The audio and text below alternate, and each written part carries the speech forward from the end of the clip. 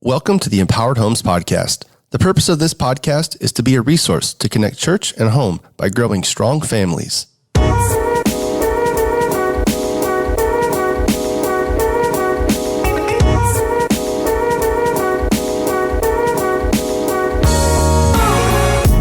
Hey, this is Bobby. On today's episode, my wife and I sit down and you'll get to hear our story, how we met and how we fell in love and all that good stuff, as well as we're going to give you some practical tips on how to bless each other daily. We're going to break down the word bless, B-L-E-S-S, and give you some just practical tools that you can use every single day to bless your spouse. This tool is also found on empoweredhomes.org as a download, and you can always find more information there at empoweredhomes.org.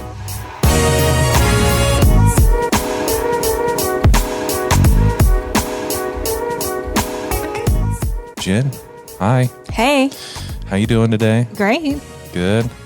I got a little bit of a chest cold, so you just bought me some Mucinex because you take care of me. I take care of you. Thank you. I don't know what I'd do without you. Jen, you want to tell anybody that's listening kind of our story, how we met? Yeah. Okay, so I am from the Houston area, and Bobby's from Dallas-Fort Worth area originally. Yeah. And we both went to Hardin-Simmons for college. Little bitty tiny school. Little bitty tiny school in Abilene. Abilene, that's West Texas. Well, it's not really West Texas because if you're like West Central. It's West Central because if you're from West Texas, people are like Abilene ain't West Texas, but it still has tumbleweeds. Yeah, and amazing sunsets. Yes. So yeah. Keep going. So yeah, we went to Hardin-Simmons. We met like the spring of our freshman year, and Bobby worked at Pizza Hut. Sure did. And was friends with all of my friends, except I went to bed at like 9 o'clock, and he would get off work from Pizza Hut and then go hang out with my friends while I was sleeping. Yep. So one day he wasn't working and just showed up at Bible study, and I introduced myself, and he said his name was Bobby. Yep. Then he asked me what grade I was in. A valid question. But we're freshmen in college, so I was smart and said 13th grade, and then I walked off. Yep, walked off. I said, cool, way to go, Bobby. That was smooth. Yep. And then we started seeing each other around campus. And then I memorized his schedule. Yeah, so creeper factor 101. Mm-hmm. But Hardin-Simmons is not big. It's not big, but if you're in one building that you don't have a class in that building, something's going on. You don't walk across campus to the furthest building from your dorm to act like you have a class in that building to see me in the hallway. It worked, didn't it? I guess so. It did work. It was a pleasant surprise. It was like, yes. I don't know what happened. It was like we met, we hung out, and then all of a sudden I saw you everywhere. I was like, wow, like I just didn't notice that you were around. Yeah.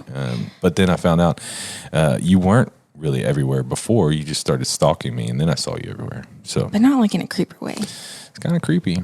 But you would tell your friends, and if we have any friends that are listening, they're probably like, oh, that was me.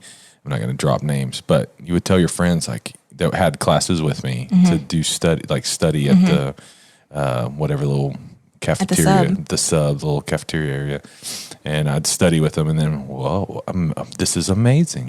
Jen just shows up randomly, crazy. But anyways, we hung out and First date. Where did we go? First date was Subway. Fancy. Yeah, we went at lunch because I was like. But there's another like kind of first date that I'm going to tell that story too. But we went to Subway, we ate fresh. It was awesome. But the first time, like I liked you. I thought you were cute. Let's make a move. I'm going to ask you out. So I asked you out if you wanted to go to see a movie. And I was like, hey, you want to go see a movie? And then I like softened the blow because I wasn't sure how you're reading me. And I was like, yeah, we can bring some friends. And it's just, what do you think about that? You were like, oh, that's a great idea. Let's do it, blah, blah, blah. So we got our friends, all that. And then I was riding with one of my friends, and then you had friends. So we were meeting at the theater, and then I get there, and like the entire school is there to watch the same movie. Like everybody that we know And it's not it's not a big school. So like we know everybody, and everybody was there. Why was everybody there, Jen? Because it was 10:10 movie club on Wednesdays at 10:10, and we went to go see the movie. Yeah. Yeah, that's what. Who had no idea about the 10:10 movie club? You. And so we go, and I didn't even sit by you. Nope. You sat by my roommate. Yep. It was awful. And it's like, this is awkward. So that was like our first kind of me getting the courage to ask you out. But our first, like, just me and you was Subway. And then fast forward 12, 13 years, we have 3 babies. And one's 7, second grade. One's 5 in kindergarten. And then we have almost 3-year-old. He's turns 3 in a few weeks. Yep. So crazy. So it ended. So we got married, I guess. We got married in Houston in August. If you've ever been to Houston, if you're like listening and you've never been to Houston, Houston in August is probably the most miserable experience. Take the hottest shower that you could ever handle and then get out of the shower, but don't dry off and just put your clothes on. Yeah, try to put your pants on with wet legs. Yeah, there you go. That's Houston in August. So we got married outside. Because I had sweat through all of my clothes. I had a suit on, so I had a suit jacket and dress shirt and all that stuff. People were slapping me on the back, congratulating me, and when they would slap me, like sweat would like burst off like their splash. hand. It would splash, and they'd like go throw up because it was disgusting. I was sweating so bad. There's photos of us like praying. And there's sweat on the end of your nose. There's like one frame is sweat dripping like right on the tip of my nose, and the next frame like it's falling and you can see the visible sweat coming off of me. And all our friends that were there, like they were good friends. Really good friends. Yes. Yeah, because they stuck it out they with embraced us. That it. was a mess of a day, but it was a good day. It was a good day. Yeah. And now we're married. Mm-hmm. Start of all the things. Yep. So we've been doing ministry together for a long time. Ever since, before we got married. I was a youth intern, worked with teenagers, and you helped out and did stuff with the youth. One of our first events, dating, we actually went to like a baseball game in 2005. Is that right? 2005, we went to a baseball game. We took a bunch of kids to a baseball game and Six Flags and all that stuff. And we've been going every year since that day to a Texas Rangers, Houston Astros baseball game because we grew up in both areas. Yeah. And that's been like our rivalry. So we've had that tradition going for, almost 15 years now. Now we're back in Astros land. Now we're in Astros land. So I'm the enemy coming in here wearing my Ranger stuff. But I like it. That's okay. People are nice sometimes. Yeah. But anyways, so that's a little bit about us. We don't have a perfect marriage. No one does. No. I don't know if there's such thing as a perfect marriage, but I like to say we're constantly growing and working on our marriage. I think we get along for the most part. For the most part, we like each other, but we mesh well. Yeah, we mesh well. We complement each other. Shut your mouth. You complete me, Jerry Maguire. But no, we don't have a perfect marriage. We argue, we fight, we do all those things, but one of the things that you say all the time about our home, especially when it comes to our kids, that our home's not a quiet home. It will never be a quiet home. Yeah. There's just too much going on. Yeah. We got so much going on. So we don't have a quiet home, but what do we have? We will always have a peaceful home. Peaceful home. And we try to live that out within our marriage for sure. And there's times where, we know each other's buttons and we'll push them. Mm-hmm. But for the most part, we get along. And we have a phrase that we say, I don't know, like every week, but like maybe once a month. Are we okay? Are we good? It's something that we try to do. We've done marriage conferences. We've done counseling. We've done different stuff, even when things aren't bad. Yeah, just to make sure that we haven't missed something. Yeah.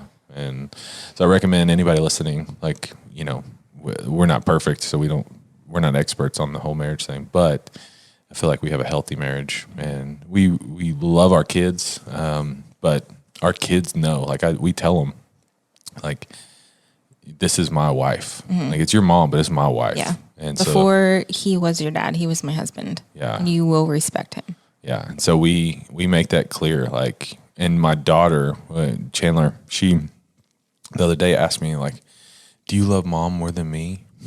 She lost it. She lost her mind. And I said, that's my wife, Chandler. Like, I love her so much. And she's like, more than me? It's like, I don't want to put like quantities on how much I love, but she was my wife before you were my daughter, and I love her. And so she just wasn't having, she cried and cried and cried. And then she like went to you and said, Dad loves you more than me. yeah, it was so funny. But anyways, back to our marriage. Yeah, we have struggles, but we do have some good things going on. And one of the deals I wanted to share, we have a resource that's on the empoweredhomes.org. It's titled "Bless Your Spouse Daily."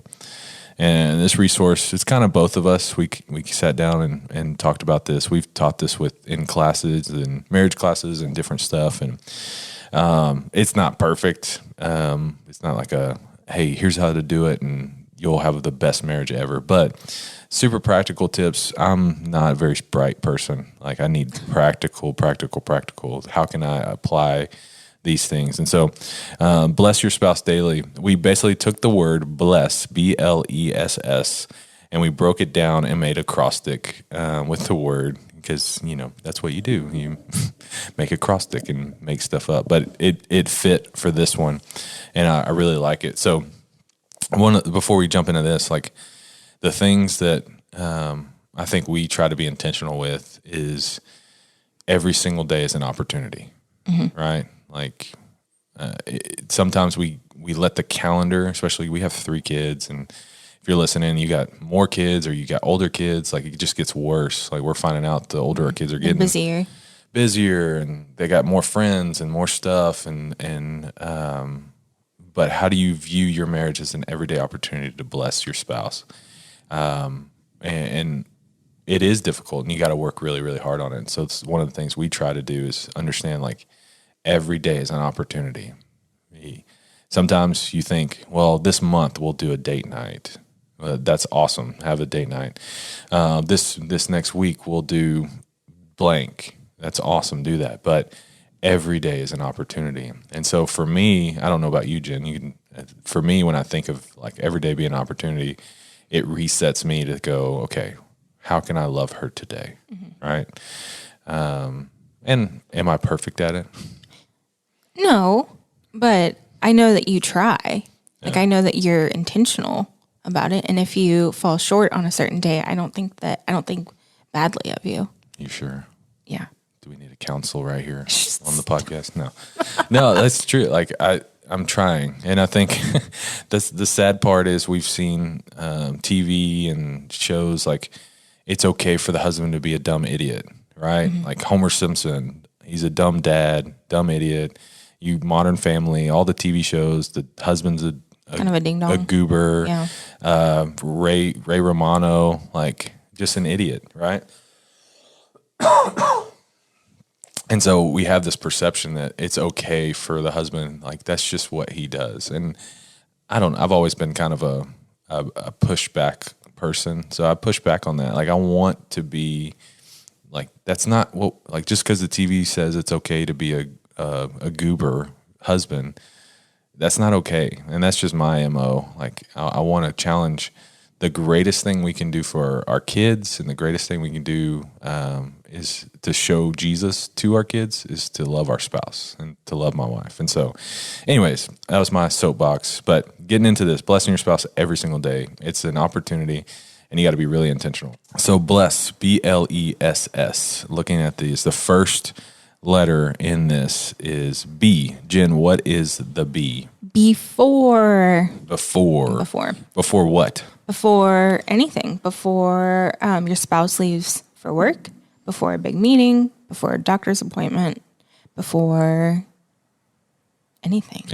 So before they back out of the driveway. There's always an opportunity before to speak blessing to your spouse. Mm-hmm. So one of the things that you do really well is like knowing our calendar, and you can do this with your kids too, but we're talking today specifically with your spouse, but you know our calendar and see like if I have something big going on, like not only do you encourage me before, but what else do you do? I ask you if I can do anything for you Yeah. to help you. Like if you're traveling and you need stuff, like just travel size things, I can run by the store and grab those for you. Yeah. Or if you need me to run to Costco or just those simple things of like emails or hey, I'm paying attention to what's going on. I know you got this thing coming up. How can I help you? Yeah, how can I help ease this? And you do a really good job helping with anything. Like we'll have a big meeting or whatever. And the other thing that I try to do as much as possible, knowing like if you have, doctor's appointment, or like we had parent teacher conference that happened. Before it happened, I text you, let me know how it goes, praying for grace on both you and the teacher. And then afterwards, I knew that you're not going to meet for like an hour. So I waited a little bit because I hadn't heard from you. And I just texted like how to go.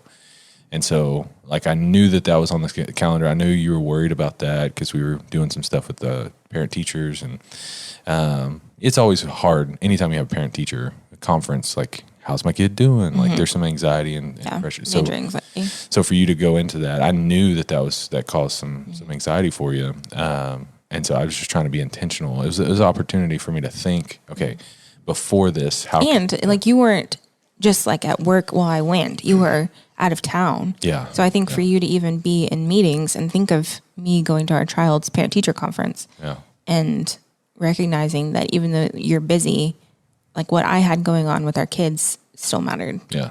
So before anything is an opportunity to bless every single day. And I think something that we do well also is like our calendars are joined. Yeah. So we can say, hey, you have X, Y, and Z on the calendar today. Like, how can I pray for you? How can I help you? What do you need me to do to help you do this? Yeah. Because every morning, that's the first thing I look at. Yeah. And we both look at. And we have a calendar also on our fridge that has like major family stuff and then big things that are going on at church or work or whatever. We put those on there. Or if we're traveling or you're going out of town or I'm going out of town. So that helps us too to know and see what's coming up. So the B in bless is before. The L, so BL, the L stands for listen. So one of the hardest things I think in marriage, especially today, is we are distracted and we have a ton of things pulling at our attention. And every day is an opportunity for conversation. One of the best ways to tell your spouse you love them is to give them your ears. Mr. Rogers, his most famous quote that I love, not most famous, but one of the quotes that I love of his is, one of the greatest gifts you can give a child or anyone for that matter is your undivided attention. There's no greater way to tell someone you love them by listening to them. And so there's times where this is probably the weakest one for me. That's why I'm talking about it. There's times where I'm on my phone or Jen has been telling me a story or something that's going on. And what do I say? What? Tell me that again.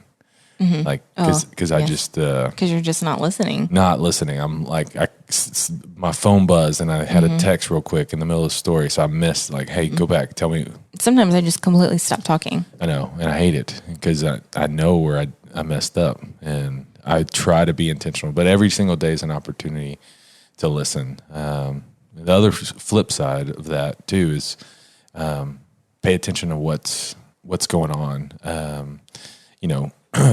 For you, I try to do my best of not only listening that you have like different things and different events and different stuff going on, but like I try my best because you like to tell stories with names and individuals and all that stuff. And I don't know any of these people you're talking about. Because they're all preschool moms. I know. And I'm like, Ashley, who? Rebecca? I don't know. Okay. So I try to like interject and be like, okay, so who said that? And then I'll meet them and be like, oh, this is who you're talking about. This is that crazy lady. And she's not good. No. All the good things. I'm kidding. Yeah, never any of that stuff. But I try to listen to names and stuff too, because I know those matter to you. But listening is an opportunity all the time. So we got B, L, E. What does the E stand for, Jen? E stands for eat. Eat. So obvious and so cheesy. And we tried to, we thought through this so much to go, what's a big word we can use? But letter E. Encourage. Yeah. No, I think eat's good. It's just practical. Yeah. Every meal, right? Yeah, every meal. Never. Yeah. Every time you break bread is an opportunity to encourage and engage your spouse. How can you leverage the table for blessing? Yeah. That's a good question. The table, ask yourself, I think for us, and we say 5 meaningful meal times. For us, that looks so... Sometimes a meaningful meal is Chick-fil-A drive-thru, and we're sitting in the parking lot trying to scarf down our food before the next event. But sometimes we are all sitting on the table. Sometimes the kids are at the bar and we're behind the stove. We're just trying to have good conversation. But something that I appreciate is I wake up earlier than the rest of the house most days. And sometimes you'll come out and have coffee with me and we'll either talk about our day, what's going to happen, or we'll just sit in silence.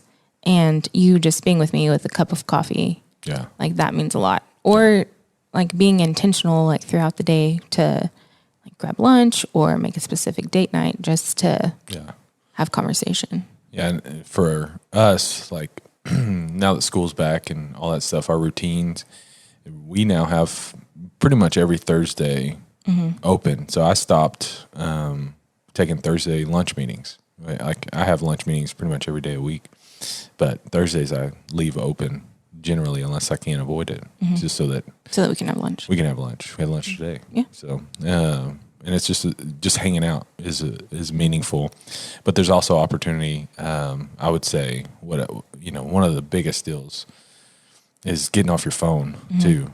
During those meal times, it's hard for both of us. It's hard for anybody. I mean, if you're married and have an iPhone in your pocket, it's a distraction from you giving attention to your spouse. And so, not to just beat myself up because I know I'm bad at it, but it is part of the thing, part of marriage today. It's one of the biggest issues is the devices that we have. So putting that aside, go plug it in somewhere else. I try every morning when I get up to leave my phone plugged in.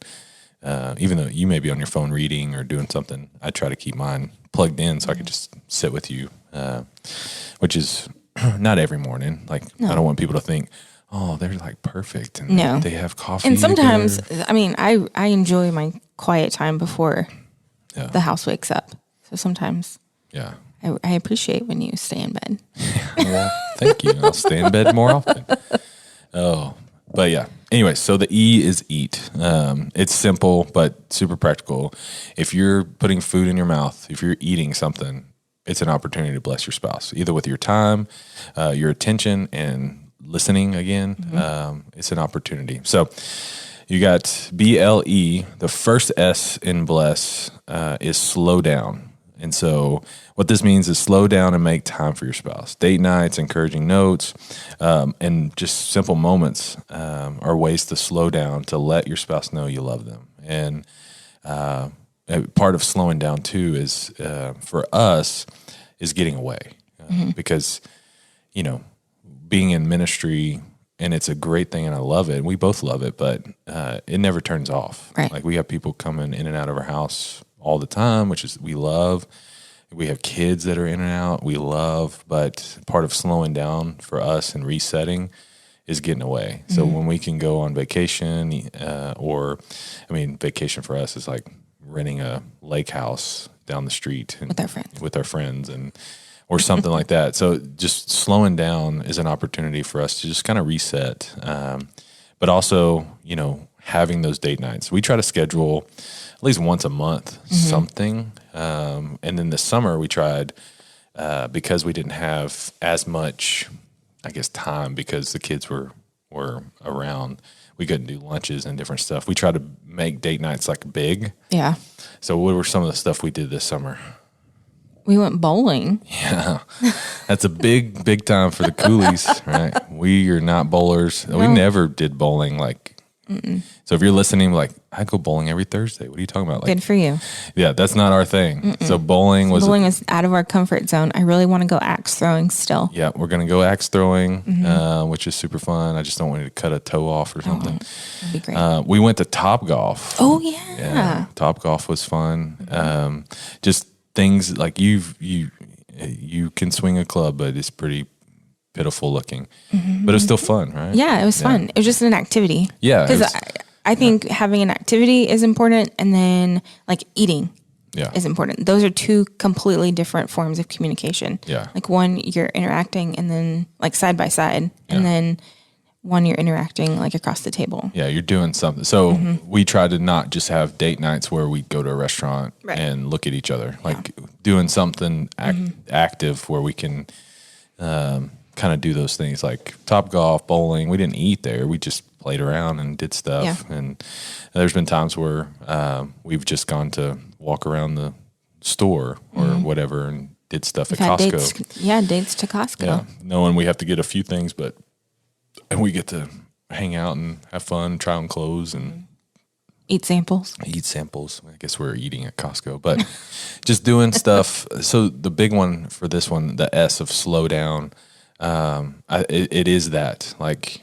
how do you live or how do you unhurry your life for just a few moments with your spouse? It's an opportunity, but you can do this every single day to slow down. One of the things I love, and maybe you don't, but I try every single day. I catch you in the kitchen and I try to just stop. I may be running out. I got a million things to do. I got a meeting in 10 minutes, but I try to give you a hug every single day. I know that's our moment to slow down. What are your thoughts on my hug? I appreciate it. Yeah. Yeah. It's not something that I always did. It's something. You're not a hugger. I'm not a hugger. I'm not a touchy-feely type of guy. I have to like tell myself to hold your hand because it's probably appropriate at this moment. But I do, like, I try to give you a hug every single day. And that's just a way to slow down and just reset a little bit. It's a big one. So before, listen, eat, slow down. The last one, Jen, you're good at this one. The last one is serving your spouse. So every day is an opportunity to serve your spouse, and making coffee doesn't have to be a chore. It can be an act of service. Yeah. I make coffee every day. I do sometimes. Sometimes you serve me, sometimes I serve you. I know. It's an opportunity every day to serve. But also, like, just doing, I think it goes back to a little bit of before, the before be, like how to help you prepare for your day. Yeah. Like picking up your dry cleaning, not just folding your laundry, but actually putting it away, hanging up your clothes. And I know, like, if I come home and the dishes are just piled up, like, I have an opportunity because you love it when I do the dishes. Oh my gosh, yes. And so, like, if I'm not running back out the door, like, I'll stop and try to do the dishes, and because knowing, like, that's a way for me to serve you, and that sounds so, like, I don't know. But I think that's part of, like, blessing your spouse, like, in the little things during the day, like being aware of what I need help in. Yeah. And that's what makes us a team. Yeah. Me helping you, you helping me, and us being okay with it. Yeah. Like, if you do the dishes, like, I really appreciate that. Like, I don't think that I've failed as a wife that day because all the dishes didn't get done. Yeah. Like, you saw that today's been crazy. Yeah. And you want to take some of that over for me. Yeah. And, like, even last night, I knew that I just got back and there was a bunch of other stuff. And not last night. The other night, I got back from a trip and the kids were playing at the park and everything. And I was like, I got dinner. Don't worry about it. And yes, so, I appreciated like, that. I didn't see that as, oh man, I don't want you to cook because I want to eat something good, which a lot of people were like, let's order pizza because you're cooking so great. Like, no, you cook great. But it was the first day that in Houston, the weather had been somewhat nice. Yeah. It was cooler. We had been at the park for a long time, and dinner would have just been one more chore. And so I just recognized that and just being intentional, going, okay, I can serve you and my family. Like, you don't have to think about this. I just texted you and said, I'm about to order pizza. And took care of all that stuff. And we don't do that every night, but I like to cook too. I know that To grill stuff and smoke stuff. Grill stuff and take care of all that stuff. But it's a way for me to serve my family, but to serve you. And there's little things. So with this, blessing your spouse daily, BLESS, before anything is an opportunity. You can bless your spouse by listening. Every time you eat is an opportunity. You have to find ways to slow down. Like this is the one where you can just be going 100 miles an hour. You have to be very intentional to find a moment every single day to slow down. But also plan on the calendar, because the calendar will run through our lives if we let it. We have to control it. We have to plan big times where we slow down and get away and do vacation, do it well. And then the last S of serving. Don't miss this one as being a servant. Like the reason I want to do things for you is because I want to bless you, because I love you, and because like this is what we're in for, right? Not because you expect it. Like I don't ever feel any expectation or any like, well, if I don't do the dishes, she's going to be mad, or if I don't do this, she's going to be upset. That's not the MO of it. It's a way for me to serve and bless you. And I say it this way too. When you think about your kids and serving them, think about the dad who just loses his mind when, like maybe your dad loses his mind when the roller skates are left in the driveway and the bike's left in the driveway and all of that. It's like, I can't believe you kids didn't pick this up. And so that anger comes out. Well, instead of that anger or frustration because it didn't happen or didn't go or things aren't put up, what if this is an opportunity for me to bless? I can pick up the driveway for my kids. Not every time they need to pick up and then have responsibility. Be responsible, yeah. But today's an opportunity. I'm not going to yell. I'm not going to get upset. I'm going to serve them and pick up the driveway. It's the same way for us. Like it's not out of anger or I can't believe you didn't do this or you didn't put my clothes away or you didn't, whatever it is, or, I thought you were going to get gas in the car or whatever. Like, no, you had probably something going on during your day. I'm going to expect or think the best because I want to use this opportunity to bless you. So those are your blessings, BLESS. Before, listen, eat, slow down, and serve. There's so many more things that you can do to bless, but this is an easy, practical opportunity. So you can find this little download card under the marriage section in empoweredhomes.org. You can get more information. Jen? Yes? I love you. I love you. I think you're cute. I think you're cute. We have cute babies. We do. So if you want more information on blessing your spouse or marriage resources or any of that stuff, go visit empoweredhomes.org. Jen, thank you for putting up with me. Thank you for listening to the Empowered Homes podcast. For more content and information to connect church and home, please visit empoweredhomes.org.